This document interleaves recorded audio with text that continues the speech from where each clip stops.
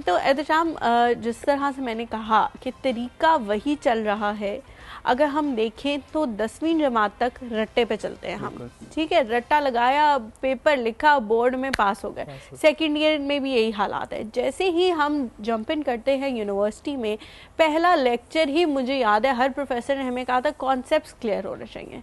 तो मैं सोचने में मजबूर हो गई कि फिर जो 12 साल पढ़ा है वो गलत था या जो अब कर रहे हैं वो गलत है। तो इन दोनों चीज़ों में इतना डिफरेंस क्यों है और हम 21वीं सदी में भी इस डिफरेंस को अभी तक क्यों ख़त्म नहीं कर सके?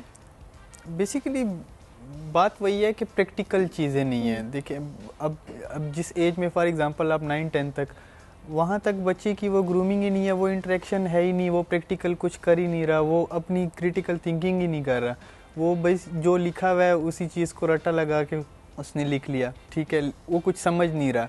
अब जैसे ही फॉर एग्जांपल मैं इंजीनियरिंग बैकग्राउंड से हूँ, तो हम जैसे ही इंजीनियरिंग में गए तो वहाँ पे कुछ कॉन्सेप्ट्स ऐसे थे जो हमने सुने ही नहीं थे, ठीक है। प्रोग्रामिंग एक लैंग्वेज थी, वो प्रोग्रामिंग लैंग्वेज हमारे लिए बहुत ही एक नई चीज़ थी। तो उस चीज़ को कोप अप करना फिर बहुत मुश्किल हो जाता है बच्चों के लिए, कि जिनका वो मैथ्स में ट्रिपल इंटीग्रेशन बहुत, मतलब वो किसी को आज तक समझ नहीं आई कि वो चीज़ क्यों है, कॉन्सेप्ट क्लियर नहीं है हमारे लिए। उसकी बहुत ज़्यादा एक रियल लाइफ में है इम्प्लीमेंटेशन, लेकिन वो एक प्रैक्टिकली हमारे उसमें नहीं है।